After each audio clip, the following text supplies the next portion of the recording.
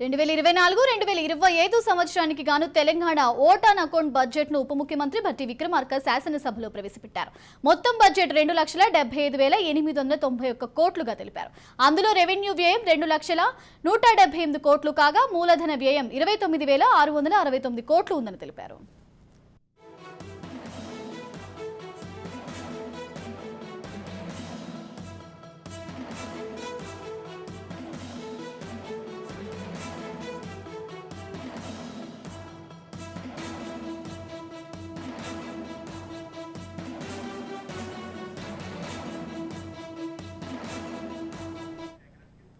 తెలంగాణలో కౌలు రైతులకు డిప్యూటీ సీఎం భట్టి విక్రమార్క శుభవార్త చెప్పారు.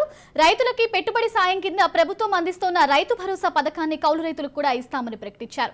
ఏడాదికి 1 ఎకరానికి పెట్టుబడి సాయం కింద 15,000 అందిస్తామని చెప్పారు. గత ప్రభుత్వం తీసుకొచ్చిన రైతు బంధు స్కీమ్ ద్వారా అనర్హులు లబ్ధి పొందారన్నారు. రైతు బంధు నిబంధనలు పునఃసమీక్షణ చేసి ఇక నుండి అర్హులకే రైతు బంధు ఇస్తామని భట్టి స్పష్టం చేశారు. 2 లక్షల రుణమాఫీ చేస్తామని భట్టి విక్రమార్క తెలిపారు. రాష్ట్రం యొక్క ఆర్థిక పరిస్థితి మెరుగుపడుతుంది. అందుకే రైతు రుణమాఫీ అంశాన్ని మేము మా ఎన్నికల ప్రణాళికలో కూడా స్పష్టంగా పేర్కొన్నాం. ఎన్నికల ముందు ప్రజలకి హామీ ఇచ్చిన విధంగానే రైతు రుణమాఫీ పథకాన్ని అమలు చేయబోతున్నాం. 2 లక్షల రూపాయల రుణమాఫీపై త్వరలోనే మా కార్యాచరణ ఉంటుంది.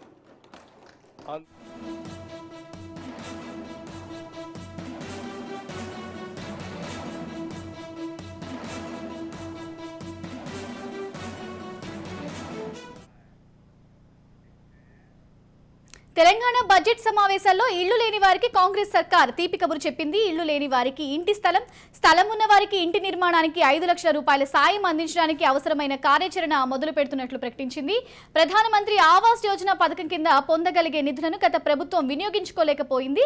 కేంద్రం నుంచి అధిక మొత్తంలో నిధులు రాబట్టి వాటిని తెలంగాణ ప్రజలకు మరింత ఎక్కువ లబ్ధి చేకూర్చేలా వినియోగిస్తామని ఆర్థిక శాఖ మంత్రి భట్టి తెలిపారు. ఈ ఏడాది ఇందిరమ్మ ఇండ్ల పథకం కింద ప్రతి నియోజకవర్గానికి 3,500 చొప్పున మంజూరు చేస్తామని భట్టి ప్రకటించారు. గత ప్రభుత్వం డబుల్ బెడ్రూమ్ ఇండ్ల విషయంలో ఇచ్చిన వాగ్దానాన్ని గాలికి వదిలేసిందని, ప్రజల అవసరాలను ఆశలను గత ప్రభుత్వం వారి రాజకీయ అవసరాలకు మాత్రమే వాడుకుందని భట్టి ఆరోపించారు.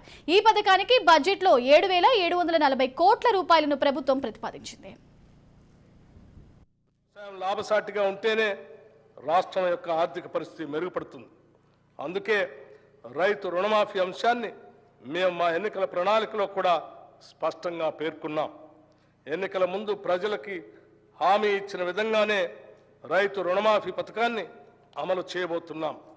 2 లక్షల రూపాయల రుణమాఫీపై త్వరలోనే మా కార్యాచరణ ఉంటుంది. అందుకు విధి విధానాలని రూపొందిస్తున్నాం. ప్రతి పంట వాస్తవానికి దగ్గరగా రాబడులు అంచనా వేసి దానికి అనుగుణంగానే పథకాలకు కేటాయింపులు చేయటం జరిగింది. ఇది మా చిత్తశుద్ధికి నిదర్శనం. సరైన ప్రణాళికలతో అన్ని అడ్డంకులను అధిగమిస్తాం. అందులో ఎలాంటి సందేహం లేదు. ఇది మా ప్రభుత్వం అని ప్రజలు భావించే విధంగా బాధ్యతతో వ్యవహరిస్తాం. మా ఈ నిర్ణయానికి గతంలో జరిగిన తప్పులు, చేసిన అప్పులు ఏమాత్రం అడ్డం కావు.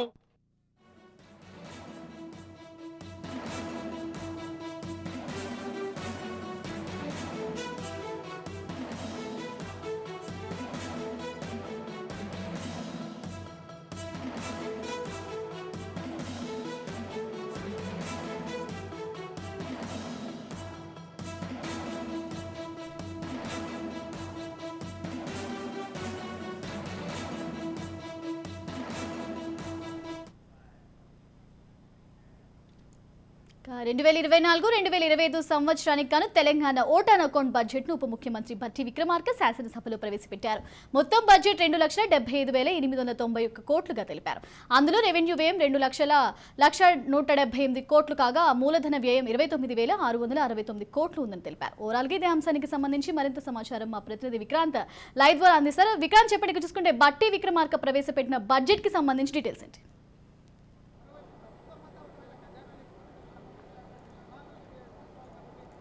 ఎస్ థ్యాంక్ యూ శ్రావ్య. మొత్తానికి 2024-25 సంవత్సరానికి గాను ఇటు ఓటాన్ అకౌంట్ బడ్జెట్ను కూడా గత కొద్దిసేపటి క్రితమే ఇటు ఆర్థిక శాఖ మంత్రి అయినటువంటి భట్టి విక్రమార్క కూడా ఇటు శాసనసభలో ప్రవేశపెట్టాడు. మరోవైపు మండలిలో కూడా ఇటు శ్రీధర్ బాబు ఇటు శాసనసభ వ్యవహారాల శాఖ మంత్రిగా ఉన్నటువంటి శ్రీధర్ బాబు కూడా మండలిలో కూడా ఇద్దరు ప్రవేశపెట్టడం జరిగింది. మొత్తానికి ఈ 2024-25 సంవత్సరానికి గాను 2,75,891 కోట్ల రూపాయలను కూడా బడ్జెట్ను పొందుపరుస్తూ కూడా ఇటు ఓటాన్ అకౌంట్ బడ్జెట్ కూడా ప్రవేశపెట్టడం జరిగింది. దీంట్లో రెవెన్యూ వ్యయం చూసుకుంటే 2 లక్షల కూడా 11,078గా ఉంది. అదేవిధంగా మూలధన వ్యయం కింద 29,669 కోట్లుగా ప్రకటించారు. అదేవిధంగా 2023-24 ఆర్థిక సంవత్సరానికి కూడా అంచనా వ్యయం దాదాపు 2,24,625 కోట్లుగా ఉన్న నేపథ్యంలో కూడా దీనికి సంబంధించి మూలధన వ్యయం కూడా 24,178 కోట్లుగా ఉంది. మొత్తానికి సవరించిన అంచనాల మేరకు కూడా దాదాపు రెవెన్యూ ఖాతాలో కూడా మిగులు బడ్జెట్ కింద కూడా 9,031 కోట్లుగా ఈ దీంట్లో బడ్జెట్లో మాత్రం పొందుపరిచారు. అదేవిధంగా ద్రవ్యలోటు విషయానికి వస్తే 33,786 కోట్లుగా కూడా ప్రకటించారు. దాదాపు కాంగ్రెస్ పార్టీ ముందు నుంచి చెప్తా ఉంది, కాంగ్రెస్ ప్రభుత్వం ఏర్పడ్డాక దాదాపు 6 హామీలు ఏవైతే ఉన్నాయో అభయహస్తం కింద ఆ 6 హామీలకు దాదాపు దరఖాస్తులు కూడా ఇందులో పొందుపరిచారు. 1,29,00,000 దరఖాస్తులు కూడా ప్రభుత్వం వద్దకు వచ్చాయని దరఖాస్తు చేసుకున్నారు రాష్ట్ర వ్యాప్తంగా అనేసి. దీన్ని దాదాపు గత సంవత్సరం డిసెంబర్ 28వ తేదీ నుంచి కూడా జనవరి 6వ తారీఖు వరకు కూడా గ్రామాలలో అదేవిధంగా వార్డులలో కూడా దరఖాస్తులు స్వీకరణ చేసింది.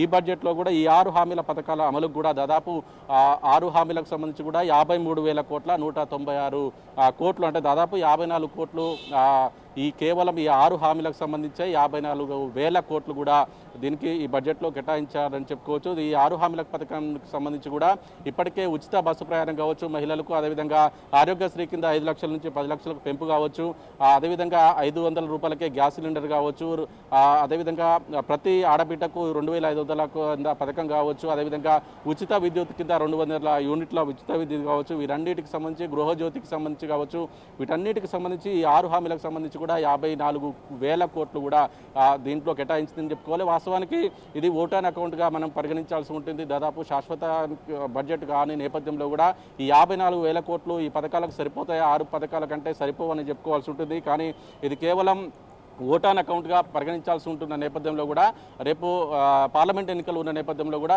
ఆ తర్వాత ఏర్పడే కొత్త ప్రభుత్వం కూడా కేంద్ర ప్రభుత్వం మరోసారి బడ్జెట్ పెట్టిన తర్వాత కూడా ఇక్కడ మళ్ళా పూర్తి స్థాయి బడ్జెట్ పెట్టే అవకాశం ఉన్న నేపథ్యంలో కూడా అప్పటి వరకే పార్లమెంట్ ఎన్నికల వరకే ఈ బడ్జెట్ను కూడా మనం పరిగణించాల్సి ఉంటున్న నేపథ్యంలో కూడా ఈ 54,000 కోట్ల రూపాయలను కూడా ఇటు ఆరోగ్యశ్రీకి సంబంధించి కావచ్చు, అదేవిధంగా ఉచిత బస్సు ప్రయాణానికి మహిళలకు సంబంధించి కావచ్చు, అదేవిధంగా 500 గ్యాస్ సిలిండర్లు కావచ్చు, 200 యూనిట్లకు సంబంధించిన ఉచిత విద్యుత్ కావచ్చు, వీటన్నిటికి కూడా ఈ 54,000 కోట్లు పొందుపరిచే అవకాశం మాత్రం కనిపిస్తూ ఉంది. మరోవైపు ఇటు ఆ గృహజ్యోతి పథకం అమలుకు సంబంధించి కూడా ఇప్పుడు చెప్పుకున్నట్టు ఈ 200 యూనిట్ల పథకానికి సంబంధించి కూడా దీంట్లో 2,418 కోట్ల కూడా ఇప్పటికే గృహజ్యోతికి సంబంధించి కూడా ట్రాన్స్కోకు కూడా ఇప్పటికే నిధులు కేటాయించిన పరిస్థితి ఉంది. మరోవైపు ప్రధానంగా గత బీఆర్ఎస్ ప్రభుత్వ హయాంలో కూడా ప్రధానంగా ఎదుర్కొన్నటువంటి సమస్య గ్రామాలలో కూడా ఇందిరమ్మ ఇండ్లకు సంబంధించి డబుల్ బెడ్రూమ్ పథకాలకు సంబంధించి ఇదిగో అదిగో అని చెప్తున్నప్పటికీ అప్పటి కేసీఆర్ ప్రభుత్వం మాత్రం ఇందిరమ్మ ఇండ్లు కావచ్చు, డబల్ బెడ్రూమ్ ఇండ్లు కావచ్చు, శాశ్వతంగా దాన్ని మరుగున పడ్డ పరిస్థితి కనిపిస్తూ ఉంది. దీనికి సంబంధించే ప్రజల్లో కూడా తీవ్రమైన వ్యతిరేకత వచ్చిందని చెప్పుకోవాలి కేసీఆర్ ప్రభుత్వ తీరు పట్ల. దీనికి సంబంధించే కాంగ్రెస్ ప్రభుత్వం వచ్చిన తర్వాత ప్రతి వారికి ఉచితంగా ల్యాండ్ ఇస్తాం, 150 గజాల నుంచి 250 గజాల వరకు ఇల్లు సంబంధించిన స్థలం ఇస్తాం, అదేవిధంగా కట్టుకోవడానికి కూడా 5 లక్షల నిధులు ఇస్తామనేసి చెప్పిన సందర్భంలో కూడా దీనికి సంబంధించే ఇటు 7,740 కోట్లు కూడా ఈ బడ్జెట్లో ప్రవేశపెట్టింది. దీన్ని ఒక రకంగా చూడాలంటే 3,500 ఇండ్లు మాత్రం ప్రతి నియోజకవర్గానికి మాత్రం ప్రతి ఏడాది ఇప్పటికే గత ప్రభుత్వం కూడా అమలు చేస్తామని చెప్పినప్పటికీ ఏ ఒక్కటి కూడా అమలు చేయని పరిస్థితుల్లో కూడా కాంగ్రెస్ ప్రభుత్వం కూడా ఇప్పటికే రాష్ట్రంలో 119 నియోజకవర్గాలు ఉన్న నేపథ్యంలో కూడా ప్రతి నియోజకవర్గానికి ప్రతి బడ్జెట్లో కూడా 3,500 ఇండ్లు ప్రతి నియోజకవర్గానికి కేటాయిస్తామనేసి మాత్రం ఈ బడ్జెట్లో చెప్తా ఉంది. దీనికి సంబంధించి దానికి అవసరమైన నిధులకు సంబంధించి కూడా 7,740 కోట్లు కూడా దీనికి కేటాయించింది. మరోవైపు పరిశ్రమల శాఖ కూడా 2,543 కోట్లను పరిశ్రమ శాఖకు, అదేవిధంగా ఐటీ శాఖకు సంబంధించి 774 కోట్లు, పంచాయతీరాజ్కి సంబంధించి అధికంగా ఈ బడ్జెట్లోనే ఎక్కువగా ఒక శాఖకు నిధులు కేటాయించిందంటే అది పంచాయతీరాజ్ శాఖ. సీతక్క నిర్వహిస్తూ ఉంది. ఇది వాస్తవానికి గాంధీజీ చెప్తున్నట్టు పల్లెలే దేశానికి ప్రగతి మెట్లు అన్నట్టు కూడా 40,080 కోట్లు 40,080 కోట్లు అంటే దాదాపు 41,000 కోట్లు కూడా ఇటు ఈ పంచాయతీరాజ్ శాఖకు కూడా కేటాయించిన పరిస్థితి ఉంది ఈ బడ్జెట్లో. మరోవైపు పురపాలక శాఖకు కూడా 11,692 కోట్లు, వ్యవసాయ శాఖకు 19,746 కోట్లు, అదేవిధంగా భూపరిపాలన శాఖలో కూడా దాదాపు ఈ ధరణి సమస్యల విషయంలో కూడా దీంట్లో చర్చ జరిపారు. ధరణిని పూర్తిగా ప్రక్షాళన చేస్తామనేసి మాత్రం ఈ బడ్జెట్లో పొందుపరిచారు. అదేవిధంగా ఎస్సీ సామాజిక వర్గానికి సంబంధించి వారి సంక్షేమానికి కూడా 21,874 కోట్లను కూడా ఈ బడ్జెట్లో పొందుపరిచారు. ఎస్టీ సంక్షేమానికి కూడా 13,313 కోట్లు, మైనార్టీకి 2,262 కోట్లు, అదేవిధంగా ఎస్సీ గురుకుల భవనానికి సంబంధించి కూడా 1000 కోట్లు, ఎస్టీ గురుకులాలకు సంబంధించి అంటే ఒక విధంగా ఇటు గురుకులాలకు సంబంధించి కూడా పెద్దపీట వేసిందని చెప్పుకోవాలి. ప్రతి గురుకులాలకు సంబంధించి ఎస్సీ ఎస్టీ బీసీ గురుకులాలకు సంబంధించి కూడా దాదాపు బీసీ సంక్షేమానికి 8,000 కోట్లు కూడా కేటాయించడం జరిగింది. ఇక విద్యారంగానికి కూడా దాదాపు 21,389 కోట్లు అంటే 21,500 కోట్లు కూడా ఈ విద్యారంగానికి పొందుపరిచింది. అదేవిధంగా వైద్య రంగానికి కూడా 11,500 కోట్లు, నీటిపారుదల శాఖకు కూడా అధికంగా 28,024 కోట్లు కూడా దీంట్లో కేటాయించిన పరిస్థితి ఉంది. దీన్ని ఇరిగేషన్ శాఖ మంత్రికి సంబంధించి ఉత్తమ్ కుమార్ రెడ్డి, నీటిపారుదల శాఖకు సంబంధించి ఇప్పటికే కాళేశ్వరం మేడిగడ్డకు సంబంధించి పెద్ద ఎత్తున ఇటు కాంగ్రెస్ పార్టీకి బీఆర్ఎస్ పార్టీకి మధ్య పెద్ద యుద్ధమే జరుగుతుందని చెప్పుకోవాలి. శాసన సభకు సంబంధించి శాసన మండలికి సంబంధించి కూడా మంగళవారం వరకు శాసనసభ శాసన మండలి ఉభయ సభలు కూడా జరిగే అవకాశం ఉండే. కానీ మంగళవారం రోజు మేడిగడ్డ ప్రాజెక్టు వద్దకు కూడా ఇటు ఎమ్మెల్యేలను ఎమ్మెల్సీలను తీసుకువెళ్లాలని మాత్రం ఇటు కాంగ్రెస్ ప్రభుత్వం మాత్రం ఆలోచిస్తూ ఉంది. దానికి సంబంధించి సోమవారం వరకే ఈ బడ్జెట్ సెషన్ కూడా ఈ రోజు బడ్జెట్ ఉన్న నేపథ్యంలో కూడా రేపు ఆదివారం అదేవిధంగా ఈ బడ్జెట్ను చదువుకోవడానికి కూడా సమయం ఇస్తారు. ఏ శాఖకు ఎన్ని కేటాయించారనే దానిపైన సోమవారం ఒక్కరోజే ఈ బడ్జెట్ పైన మాత్రం చర్చ కొనసాగే అవకాశం కనిపిస్తూ ఉంది. మంగళవారం కూడా మేడిగడ్డకు ఇటు శాసనసభలోని శాసన మండలిని కూడా తోలుకు వెళ్లే అవకాశం కనిపిస్తూ ఉంది. ఇదిలా ఉంటే మూసీ సుందరీకరణకు హైదరాబాద్కు సంబంధించి ప్రధానంగా మూసీ సుందరీకరణ కూడా 1000 కోట్ల బడ్జెట్ను ఇందులో పొందుపరిచారు. అదేవిధంగా ఔటర్ రింగ్ రోడ్డు లోపలకు సంబంధించి కూడా హైదరాబాద్ పట్టణ ప్రాంతంగా హైదరాబాద్ ఔటర్ రింగ్ రోడ్ నుంచి త్రిపుల్ వరకు కూడా సెమీ అర్బన్గా, అదేవిధంగా త్రిపుల్ నుంచి తెలంగాణ బార్డర్లో ఉన్న దాని వరకు గ్రామానికి జోన్గా కూడా కేటాయించారు. ఇదేవిధంగా టీఎస్పీఎస్సీ కూడా 40 కోట్లు కూడా కేటాయించిన పరిస్థితి కనిపిస్తూ ఉంది. దాదాపు ఇటు ప్రతి నియోజకవర్గంలో ఇండ్లకు సంబంధించి కూడా 3,500 ఇండ్లు కేటాయిస్తామనేసి, అదేవిధంగా ఇటు విద్యుత్ రంగానికి కూడా 24 గంటలు కూడా రైతులకు కరెంట్ ఇస్తామని, గృహజ్యోతి కింద కూడా 200 యూనిట్ల వరకు దాదాపు దానికోసం కూడా 2,418 కోట్లు కూడా కేటాయించిన పరిస్థితి ఉంది. ఇప్పటికే అప్పుల్లో ఉన్న నేపథ్యంలో కూడా ట్రాన్స్కో జెన్కోకు 16,825 కోట్లు కూడా దీంట్లో కేటాయించారు. విద్యారంగానికి మాత్రం 21,000 కేటాయించారు. ఇటు నిరుద్యోగుల విషయానికి వస్తే కూడా గతంలో గ్రూప్ 2 గ్రూప్ 1కి సంబంధించి కూడా 9.5 సంవత్సరాల కాలంలో కూడా కేసీఆర్ ప్రభుత్వం ఏ ఒక్క రోజు కూడా గ్రూప్ 1కి సంబంధించిన పోస్టులు మాత్రం విడుదల చేయలేదు. ఎగ్జాములు కాలేదు, వాళ్ళకు ఎవరికి కూడా ఉద్యోగాలు వచ్చిన అవకాశం కనిపించలేదు. కానీ 64 ఉద్యోగాలను జోడించి కూడా ఇప్పటికే ఉన్నటువంటి 2,000 ఉద్యోగాలని గ్రూప్ 1 ఉద్యోగాలు కూడా అతి త్వరలో ఇస్తామనేసి, అదేవిధంగా మెగా డిఎస్సిని పొందుపరుస్తామని, అదేవిధంగా పోలీస్ కానిస్టేబుల్కి సంబంధించి మాత్రం 15,000 కానిస్టేబుల్ను భర్తీ చేస్తామని ఒక విధంగా నిరుద్యోగులకు ఈ బడ్జెట్లో మాత్రం కొంత ఆశాజనకంగానే ఉన్న పరిస్థితి మాత్రం కనిపిస్తూ ఉంది. Sravya. Right, thank you Vikrant for this live updates.